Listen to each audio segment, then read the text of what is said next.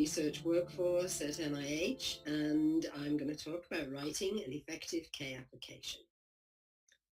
So NIH includes 27 institutes and centers, each of which has a different area of focus. So it's important to really know if you're going to put in a K award, which institute should be the place to apply to. And I'll give you some direction as to how you might be able to do that. NIH has a pretty large budget, and this shows the breakdown of the budget. Only 2% of the entire NIH budget, which is $36 billion, that was in 2018, goes to the Career Development or K Awards. But the good news about that is the success rate of the individuals who apply is actually pretty good. So what I'm going to focus on today are the K01, the K08, the K23, the K99, and the R00. The K25 is currently to support career development of investigators with quantitative engineering backgrounds, but to go on and try to do something in biomedical research. There's a new K25 that is under development. So I'm not going to go into a lot of detail about that because there aren't a lot of individuals who have a K25. It is important, though, for anyone who may be listening to this to know about the loan repayment programs, because if someone receives a K award, they are eligible to apply for a loan repayment program. And also the diversity supplements. Take a look at that. This may be something that if you're not yet ready to apply for a K award, but you wanted to apply for a diversity supplement first to get some experience, some data, that way those diversity supplements do help. So the other important thing, and I'll talk in a little more detail later, is definitely take a look at the NIH Research Training website. This was launched in 2015, but one of the most important parts of this is that it has up-to-date information on all the active, currently active K Award FOAs. So people, that early research career development kiosk is the place to go. So this gives you a little more detail. The K01 is a mentored research scientist career development award, which is supportive postdocs and early career scientists who have PhDs typically. The K08 is a mentored clinical scientist research career development award, which is for those with a clinical degree, MD, PhD, can be DVM as well, although a lot of the veterinary medicine scientists will apply for K01s. And then the K23 is a mentored patient-oriented research career development award. So it's to provide support for clinically trained professionals who have made a commitment to patient-oriented research. And then the K99R00 is a Pathway to Independence award. This is one that supports the initial mentored research experience through the K99, followed by independent research. And basically what happens is that individuals submit a K99 and then the R00 is decided upon by each individual NIH institute or center. So definitely go to the website and click on the K award type to view active FOAs, and I'll give more detail right now about what are active. So the K99R00 has a goal to facilitate transition from a mentored postdoc research position to an independent research position with independent NIH research support. And this is to try and do this at an earlier stage than the current norm. The K99 has a phase of 1 to 2 years, typically 2 years. It's a mentored phase. The individual who applies for this must be affiliated with an institution, typically within 4 years of attaining their PhD or completing clinical training. Although due to the COVID, as listed down here, there's been a 2-cycle extension of eligibility announced for the parent K99, the NIDCR one, and the Mosaic one. There are a number of different K99 awards.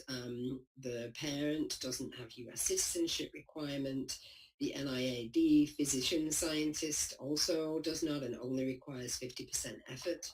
The NIDCR, same deal, no US citizenship requirement, although it still requires 75% effort.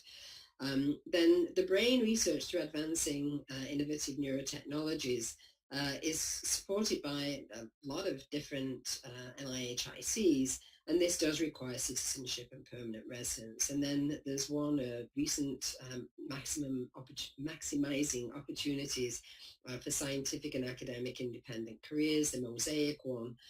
This too requires citizenship and permanent residence.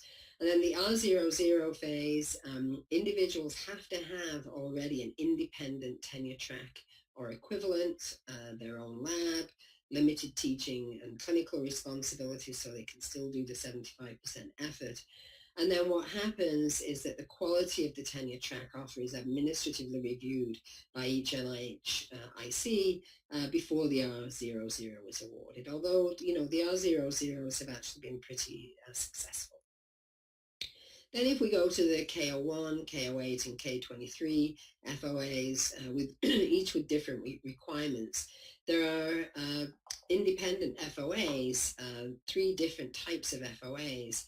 One for the PDPI to conduct an independent clinical trial, another to have clinical trial research experience, but don't permit an independent clinical trial.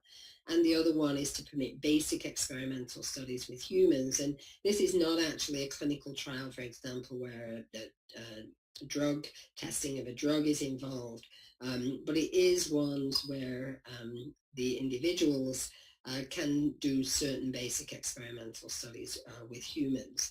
So it's important that everybody check on these different ICs, which ICs are actually signed on to which of these particular FOAs. So if you look at the timeline for K applications, the submission date or the receipt date is always due February 12th, June 12th, or October 12th. If someone puts in a K application that doesn't get funded, they can resubmit, and that resubmission date is March, July, and November. And then this just shows you the review and the cancel dates and when the award may be given. So if we think about writing an effective K application, there are a few important things. Really important to start early, and I'll talk about some of the strategies that can be used to do that.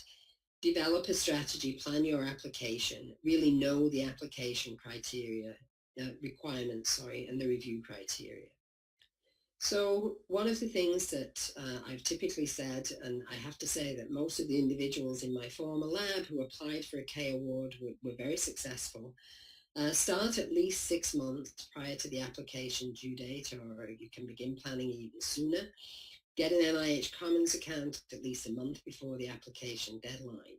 It's important that everybody know who's writing a K Award or planning to submit one is that there is a new requirement for an ORCID ID for K Award applicants effective with receipt dates after January 25th, 2020. And that can be done within ERA Commons, and it's not difficult to do. Definitely know your organization. This is at the institution. Your organization's authorized organizational representative to assist with, what is required with the application.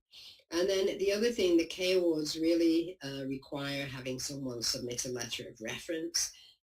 Really important to notify the individuals that you're asking to submit a reference early. Give them plenty of time to submit letters of reference. Ensure they know you, have your CV, and if possible, the aims of the grant. So the other one is develop a strategy. Assess your career situation and needs. Is there added value to a K award and not another funding mechanism? Definitely know which NIH institute or center funds K awards in your research area. And then one of the most important things is to schedule a phone call with the NIH program officer that you're thinking is at the institution, the NIH institute or center is the individual who will know about your research area, training needs, and career development, to be sure that they say, yeah, this definitely is the institute or center that you should be applying to. Assess the field and the competition, see what's being funded by NIH. But some of the really important things are identify mentors and collaborators. So every K award requires a primary mentor. But I have strongly recommended for all of my former K Award applicants that they have more than one mentor. And that's important in case something doesn't work out right with the mentor, or if you need a mentor who is providing a skill that your primary mentor doesn't have. Discuss the mentors, discuss your plans early, your project and career development to be sure they're on board. Consider strengths and areas for growth. Can you fill any gaps and gain essential experiences with proposed mentor collaborators? And then identify essential resources and support and consider if this is available within your organization or, if possible, could be obtained elsewhere. And then planning the application. This is probably one of the most important aspects of the K Award.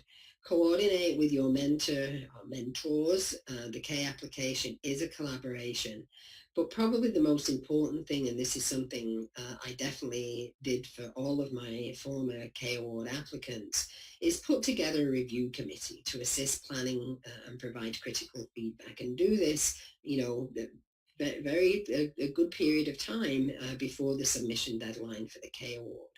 Draft a short description of the specific aims and discuss these with the committee with a chalk talk, diagram, central hypothesis, and don't write the entire grant before input is received on the aims.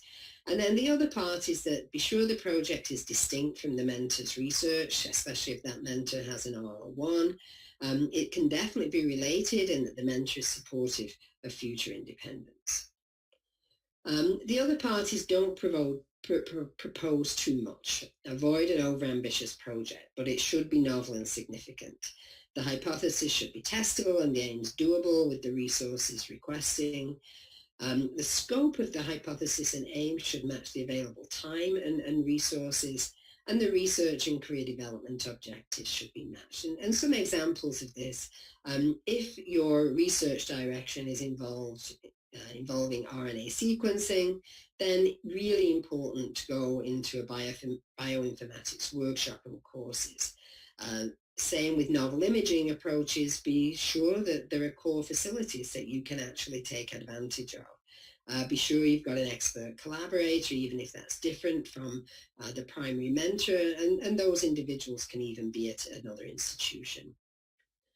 And then when we think about the application requirements, this is what is required. The candidate's qualifications, career goals and objectives, the mentors, collaborators and consultants, the institution's environment and commitment to the candidate, and then the specific aims and the research strategy. And I'll go through these now. So a few tips as you write. Make life easy for reviewers, write clearly and concisely. Label all components clearly and make sure figures and legends are readable. I had experience in study sections when I was still in academia, and there were a number of situations where the figures were tiny, the font was tiny. The other is avoid too much information. A figure can be very useful as long as it's a really clear figure, and then guide the reviewers with graphics as much as possible, and be sure that before the grant is submitted, that you edit and proofread. Then the other thing is write a compelling argument why your career will be advanced to independence by receiving a K Award. Important to write for both experts and non-experts in the field, because most of the review panel only reads the specific aims page. And that's really the one that everybody should be able to look at and grade. And then cite the published work of experts with leading articles in the field. Because again, some of my review experience was that the reviewers would say, why is my paper not actually cited here, because this is one that's very relevant to this particular application. And then the candidate's qualifications. There are two things. Everybody has to put in a biographical sketch, which is education, training, contributions to science, a personal statement, your research experience and other qualifications for this K Award. And then the research support, what research projects you've had, your mentors and colleagues attesting to qualifications of the research team. But then it really, some of this should be included in the candidate's background portion, because again, not all reviewers actually look at the bio sketch and the background. So Ensure that key information is provided even if it repeats the bias sketch, a commitment to an academic research career, interactions, collaborations, research achievements, experience, and other relevant experience that you've had, leadership, teaching, and mentoring. And then the career goals and objectives. The important part to put into this is new or enhanced research skills you will gain, other activities to enhance your research career, for example, courses, workshops, techniques, teaching, mentoring, including soft skills like management and leadership. And if you've changed research direction before you submitted this K award, discuss the reasons and justify how it's going to enhance research career development, and provide a career development timeline, including plans to apply for subsequent grant support. The other part, and this again is part of my prior experience, career development can include a visit to another laboratory to learn new technologies or approaches. And it also involves networking for the future. So that is something that most of my former K awardees actually did. So then the primary sponsor should really be committed to the candidate's career. They must, in their statement, they must explain how they will tangibly contribute to the applicant's career development, discuss what are the planned research and career development activities, regular interactions with the applicant, document sources and amounts of anticipated support for the applicant's research project, which may be beyond the research funding that is provided with the K award. And then probably the most important part in this mentor statement is that the mentor should discuss the plans for transitioning the candidate to independence by the end of the K award, and provide details of their previous experience as a mentor and the outcomes of former mentees. And then the institutional environment and commitment. This should really document a strong, well-established research program related to the candidate's interest. Experienced faculty, facilities and resources, opportunities for intellectual interactions, journal clubs, seminars, presentations, and then research centres or program projects, which may provide resources and interactions to promote the candidate's success, commitment to the candidate's career development. And then another important part is adequate office space, lab space, time and support to the candidate for the period of the K award. So this statement really requires these issues. So if we go back to the specific aims of the project, typically what I've recommended is there should be a central hypothesis, and then each of the aims should be a sub-hypothesis. Is to solve a specific problem and address a critical barrier to progress in the field, and to challenge an existing paradigm or develop new technology. All members of the review panel may read this page, and I think I've said this before, so it's really important. State the problem, why you can solve it, what's new, and the hypothesis and sub-hypothesis related to each aim. And then end with why completing the aims will be a major contribution to the biomedical field, clinical practice, and to career development. And a summary figure helps. It used to be that the summary figures were put in the specific aims. Now, that's not allowed, but a summary figure immediately after the specific aims would be fine. So a few tips on the hypothesis. Strong testable hypothesis rather than simple advance in technology or collecting information. Aim 2 should be doable, meaningful if aim 1 does not pan out. Ask questions that prove or disprove a hypothesis rather than use a method to search for a problem or simply collect information. And then the methods are a means to perform your experiments. Your experimental results and appropriate statistical analysis will prove or disprove your hypothesis. The hypothesis must be testable during the K award and with the level of available resources. So then if we go to the research strategy, the significance is the importance of the problem you're trying to solve, how the study and anticipated results will improve scientific knowledge, technical capability, or clinical practice in one or more fields, and how existing concepts, methods, technologies, treatments, or interventions may be impacted if the proposed aims are achieved. And then the innovation part is how your proposed research will challenge or improve current research or clinical practice paradigms, novel theoretical concepts, novel approaches, methodologies, or interventions that may be used. And then advantages over existing approaches, methodologies, instrumentation, or interventions. And then the research strategy, and it's really important to know that this is actually the scoreable part of this K application, which actually drives the overall score. The approach includes the methods and analyses to test the hypothesis and accomplish the specific aims, and requires attention to positive, negative controls, randomization where appropriate.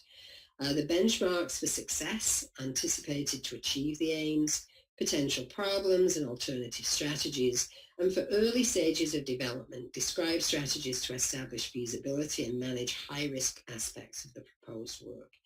And then this is now a scoreable element in the K Awards: rigorous experimental design, power calculations, sufficient N, biological variables, appropriate statistical tests, and authentication of reagents. So the scored criteria: the candidate, research, academic and or clinical record, commitment and potential to develop as an independent and productive researcher, and then the qualities of the letters of reference. And this is really important. The referee should know you. I definitely, when I've been on review panels, have seen situations where there's been a letter of reference that has just been a couple of sentences, and it's been from an individual who really has not been involved with the person who was applying for the K Award. So really important that when you get a letter of reference, you have someone you've worked with before. Career development plan, goals, objectives contribute substantially to the scientific development of the candidate. Content, scope, phasing, and duration of the plan in the context of the prior experience. And then the research plan, as I mentioned, this is really the one that drives most of the final score of the K Award application, but it's the scientific and technical merit of the research question, design and methodology, strong premise, rigorous experimental design and statistics, addresses relevant biological variables, and then really important, the relevance of the proposed research to the candidate's career objectives. And is the research plan appropriate to the stage of research development and developing the research skills described in the career development plan? And then for the mentors, consultants and collaborators, this is scored also: their qualifications, funding, mentor statement, a clear commitment and plan for the K Award recipient or applicant to go for career development and a pathway to independence. And the mentors and collaborators must have real roles, be clearly involved and have time to commit.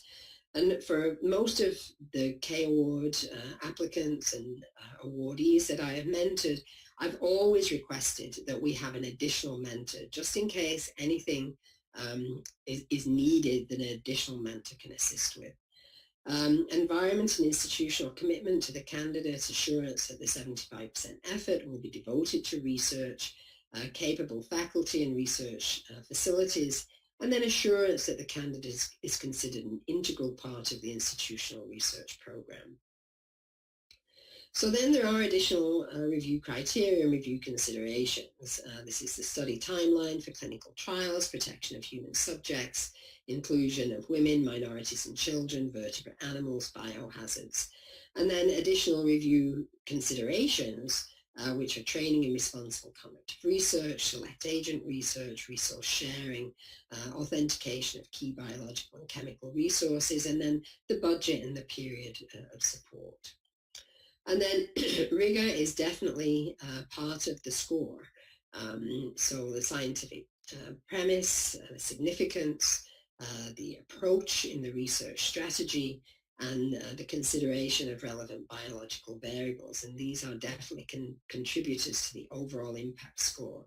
Currently, the authentication of key biological or chemical resources is a new attachment, but it doesn't contribute to the score. And then with this, I'll stop. I think it's really important for anyone who is listening to this talk to keep the joy in research. Writing a grant is fun. Trainees and mentees provide a scientific family forever, and certainly all of the trainees and K awardees that I was a mentor for, I'm still having connections with them to assist them in their future academic careers.